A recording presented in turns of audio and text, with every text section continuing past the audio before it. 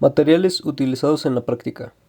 Se utilizó un diodo Zener de 5 volts a 1 watt, un diodo Zener de 12 volts a 1 watt, dos diodos de silicio de 1N4004, dos diodos LED y 4 resistencias de 1 kΩ a medio watt. En esta práctica se realizaron diferentes circuitos, utilizando diodos, esto con la finalidad de observar el flujo y paso de la corriente cuando se añade un diodo a nuestro circuito, además de observar el comportamiento del diodo y sus resultados cuando se conecta de manera inversa. En este primer circuito se conectó en serie un diodo 1N4004 a una resistencia de 1 kΩ, que son alimentadas con un voltaje de 0 a 5 volts. Se midió la intensidad y el voltaje y obtuvimos resultados que se muestran en la tabla 1. Observamos que así como aumenta el voltaje de la fuente, aumenta la intensidad y el voltaje en el diodo, por lo que ese aumento lo graficamos y quedó de la siguiente manera. Para el circuito 2 se utilizó el mismo diodo, pero conectado de forma inversa.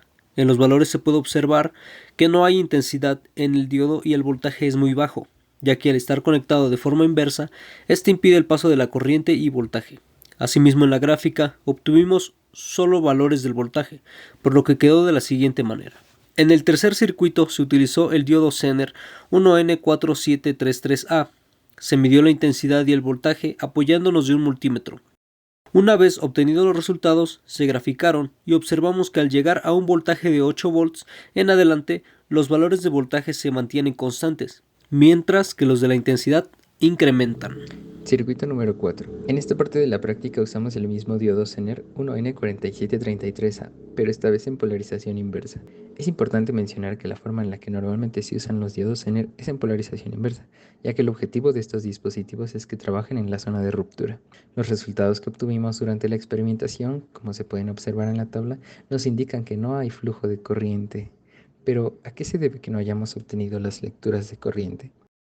En nuestro circuito teníamos una resistencia de 1000 ohms, por lo que el voltaje de la fuente, al estar conectado el diodo en serie con la resistencia, sabemos que el voltaje se divide y los 13 voltios a los que sometimos nuestro circuito no son suficientes para que el diodo alcance el voltaje de ruptura, por lo cual no hay flujo de corriente y nuestros resultados de la tabla pues son cero y los podemos observar en la tabla, en la gráfica. 5 y circuito número 6.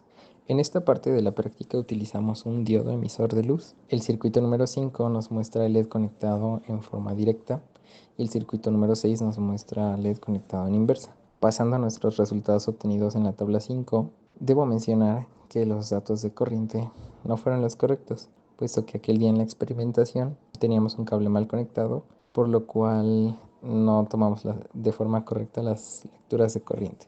Sin embargo, en nuestro segundo intento de encender el LED encendió cuando marcamos en la fuente con 1.4 voltios y se mantuvo encendido aumentando su intensidad luminosa al llegar a los 3 voltios. Aquí podemos observar la tabla número 6, la cual también nos muestra valores de corriente de 0. Estos valores puedo decir que son correctos, puesto que el LED está conectado en forma inversa. Los diodos permiten el flujo de corriente en una sola dirección. Este, al estar conectado en inversa, no permite el flujo de la corriente, por lo cual el LED no emitirá una señal de forma luminosa. En la siguiente imagen podemos observar nuestra conexión en el protoboard y nuestras mediciones de voltaje. La tabla 6 nos muestra la gráfica de nuestro LED conectado en inversa, por lo cual no hay flujo de corriente y todo se mantiene en cero. Y esto sería todo. Pudimos completar los 6 circuitos, sin embargo, y como mencioné en el circuito número 5, pues nuestros datos de corriente no son los correctos. Y pudo haber también ocurrido ahí que nuestra escala en el multímetro, al obtener valores de corriente más bajitos, hablamos de nanovolts, pudieron haberse perdido también durante el proceso. Y esto sería todo por nuestra parte. Muchas gracias.